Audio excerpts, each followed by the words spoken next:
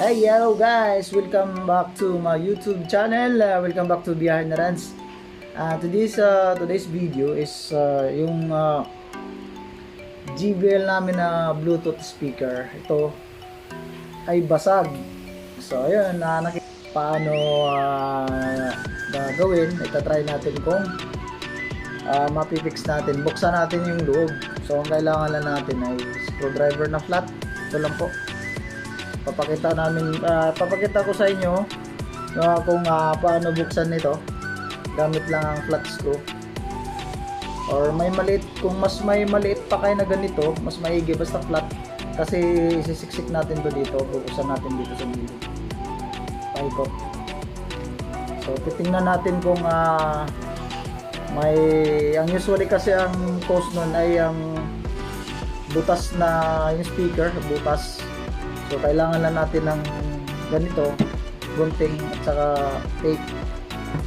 So ayan, papakita ko sa inyo guys.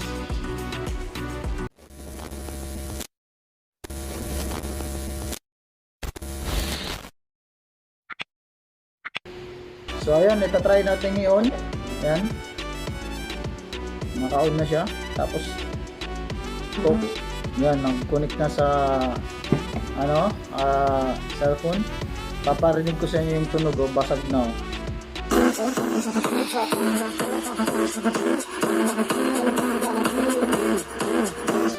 diba, basag. So ngayon ay ating bubuksan. Papakita ko sa inyo. Buksan natin. So guys, bubuksan na natin siya.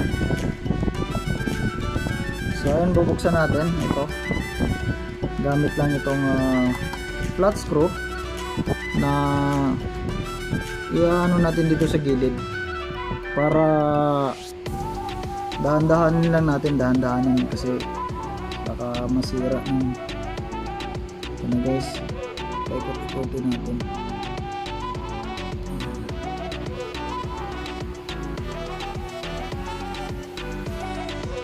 Okay.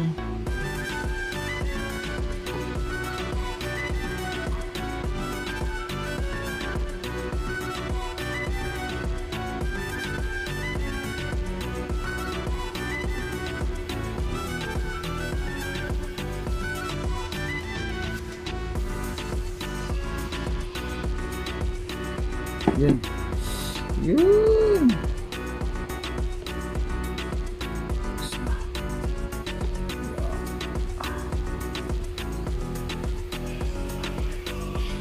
Yun, bukas na guys. So ayun, kung makikita nyo, meron na siyang kasi nilagyan ko na siya dati. Ayan. Ayan, makikita nyo may basag may butas na siya. Papakita ko sa inyo kung paano ko siya nilagay. Ayan, okay. Lalagay natin. Kukuha lang tayo ng tape. Ito. Ayan ito. Gugupitin natin. Okay, gugupitin natin itong tape.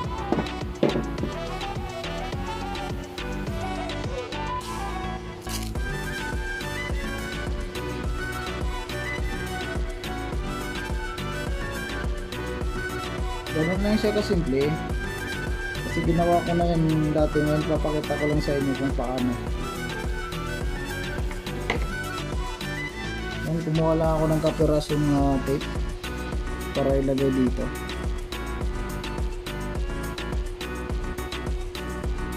Masyado siyang malaki.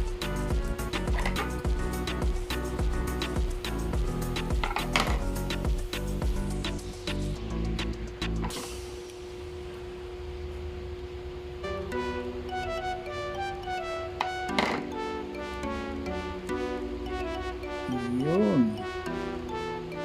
Kailangan natin siya ng maigi dito. Mas maganda kasi yung duct tape kasi kapit na kapit talaga pag duct tape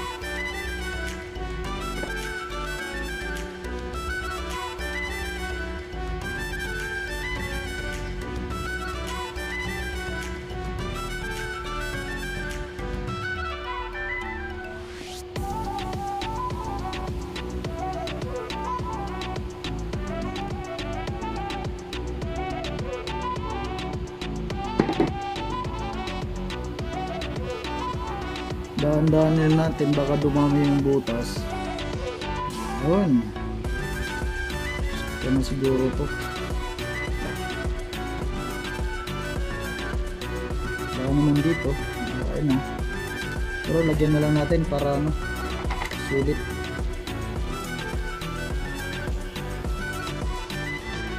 Malagyan na rin natin itong isa.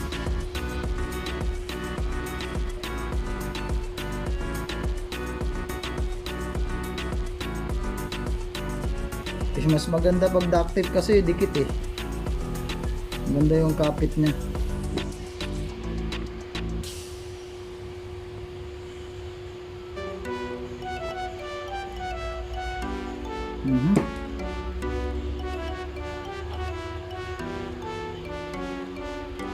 Okay. Kasi balik na natin to. Ibalik na natin. So, be sure na tama yung pagkalagay nyo. Wala naman to siyang screw. Walang screw. O, diba? Baliktad. Yan. Tama yung pagkalagay. So, ibalik na natin. Yan. Be sure na tama ito. Tsaka yan. Katayo. So, dikit lang natin. Clip lang naman to eh. Kung meron kayong pandikit, mas maganda.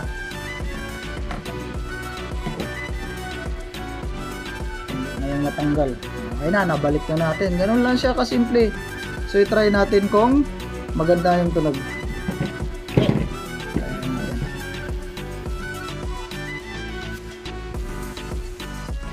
So ayun guys, binalik na natin siya. Tapos na natin yung dikit ng ating duct tape. Tsaka na power on ko na rin. So hindi naman, bumalik naman siya, parang wala lang oh. Kung nakikita nyo oh, parang wala lang. Basta dahan-dahan lang tayong magbukas para hindi masyadong masira tong harapan.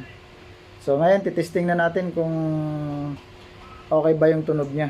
Ayan. So hinaan muna natin. Yun. Ano?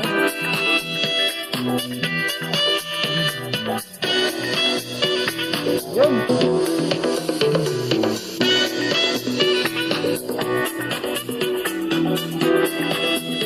Okay guys, nawala na yung tunog. So, bumalik siya sa dati. Buo na ulit yung tunog niya. Sayang naman kung pupunta tayo sa mga shop tapos magbabayad tayo eh. Kaya naman natin gawin. Try nyo lang buksan, baka may sira lang yung speaker. Or kung hindi natin kaya, doon talaga tayo pupunta sa mga electronic shop. Eh, kaya naman natin kung ganun lang eh. Didikitan lang naman natin ng tape kung meron lang tayong tape.